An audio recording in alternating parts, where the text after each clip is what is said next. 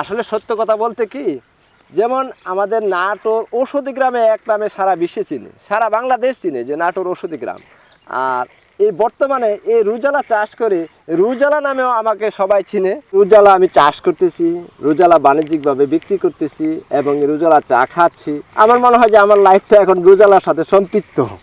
আবহাওয়াজনিত জ্বর, সর্দি, কাশির পাশাপাশি হাইপার টেনশন, ডায়াবেটিস, কোষ্ঠকাঠিন্য ও হার্টের ওষুধ হিসেবে কাজ করে রোজেলা চা। বাংলাদেশে বাণিজ্যিকভাবে নাটোর সদর উপজেলায় রোজেলা ফল চাষ করছেন শহীদুল ইসলাম। 30 বছরের ঔষধি চাষের অভিজ্ঞতার আলোকে ঔষধি চাষ করছেন এই চাষি। তিনি উৎসাহিত হয়েছেন ঔষধি গুণাগুণ থাকায় এই ফল চাষে।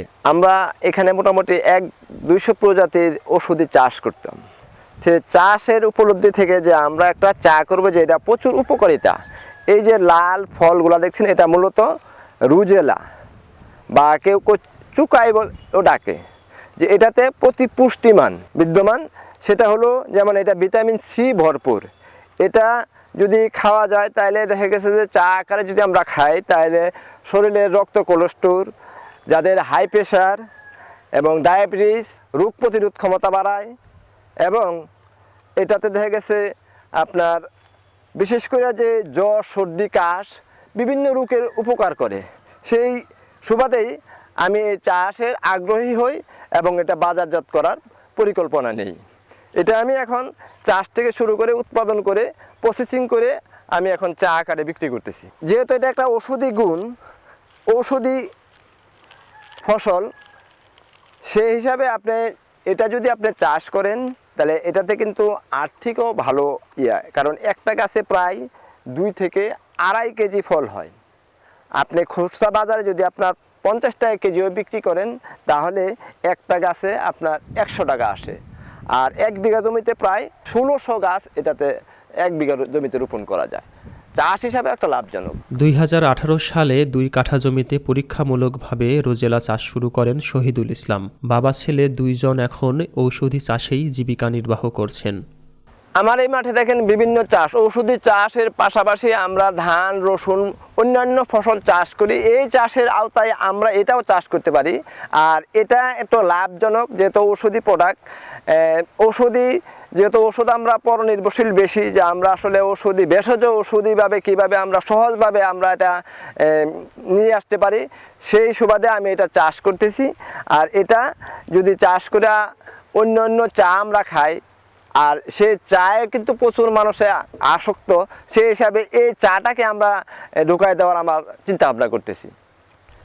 আমি এই যে ফল কিন্তু একবারে আসে না সব, যেহেতু ফলগুলা এই যে দেখেন কড়ি আছে, বড় আছে, তারপরে পরিপুক্ত বলতে গেলে এইগুলো আমরা পরিপুক্ত বলি। হ্যাঁ, এই দেখেন এটার কালারে, এই পরিপুক্ত হওয়ার পরে এটা আমি এখন নিয়ে এটাকে আমি ভিতর থেকে যে বীজটা একটা যন্ত্র আছে, বীজটা দিয়ে বীজগুলা ফেলাই দেব।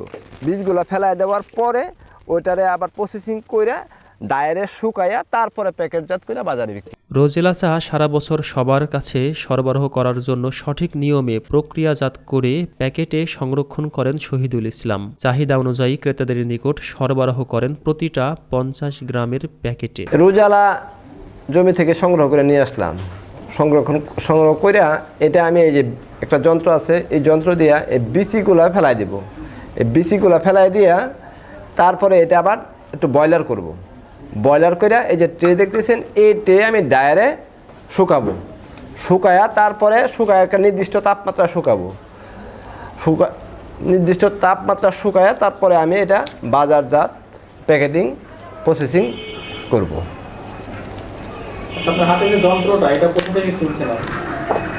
এই যন্ত্রটা মূলত বাজারে এদেশে নাই। আমি একটা ভিডিও দেখলাম, যেটা হলো এটা কিন্তু চীনে এক জাতীয় যন্ত্র আছে এই প্রসেসের যন্ত্রটা দেখে তখন আমি এটা নিজে অভিজ্ঞতায় এটা আমি তৈরি করে নিয়েছি, লেদে তৈরি করে নিয়ে এটা এখন আমার পুরোপুরি কাজ চলতেছে ইনশাল্লাহ। এটা কিন্তু আমি বয়লিং করে নিয়ে আসার পরে আমি এটা আবার কিছু পানির এটা নেটের মধ্যে রাখা পানি ঝরানোর কাজটা করছি রোদ্রের মধ্যে। তারপরে এখন আমি এটা ডায়ারে রাখবো। ডায়রে রাখার হলো যে এমনি যদি আমি রোদ্রে দেই তাও শুকাবে, কিন্তু রোদ্রে যখন দিব বিভিন্ন ময়লা বিভিন্ন জীবাণু ঢুকতে পারে, সেই ক্ষেত্রে আমি এটা ডায়ারে দিই। ডায়ারে যখন দেব তখন এটা একটা নির্দিষ্ট তাপমাত্রা, অর্থাৎ যেহেতু এটা ওষুধি গুণাগুণ আছে, সেখানে আমি নির্দিষ্ট একটা তাপমাত্রায় এটা শুকাই। এটা শুকানোর পরে আমি প্যাকেটজাত করি।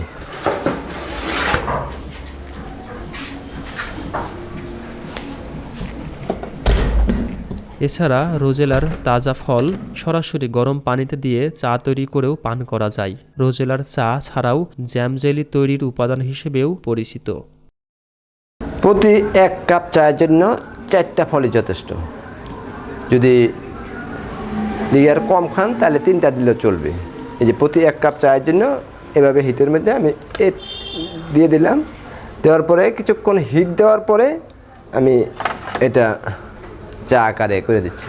এটা চায়ের তৃপ্তিটাও আসে, আবার এটার যে গুণাগুণ, চায়ে তো এত গুণাগুণ নাই, কারণ এটা খাইলে আপনার যে গুণাগুণগুলো পাওয়া যাচ্ছে, জ্বর সর্দি কাশ, তারপর যাদের রক্ত কোলেস্ট্রল বেশি, যারা ডায়াবেটিসে ভুগতেছেন, যাদের প্রেশার বেশি, রোগ প্রতিরোধ ক্ষমতা বাড়ায়, এইসব বিবেচনায় কিন্তু এই চাটা উত্তম। এই যে কিছুক্ষণ গরম করার পরেই কিন্তু এই যে সেই রকম একটা ফ্লেভার চলে আসছে, দেখেন। ঔষধি গুণ সমৃদ্ধ রোজেলা এখন বাংলাদেশের নাটোর জেলার সদর উপজেলার লক্ষ্মীপুর খোলাবাড়িয়া ইউনিয়নে চাষ হচ্ছে। এই গ্রামে রোজেলার পাশাপাশি বাসক, অশ্বগন্ধা, হরুতকি বিভিন্ন ধরনের ভেষজ ঔষধি গাছ চাষ হয়ে থাকে।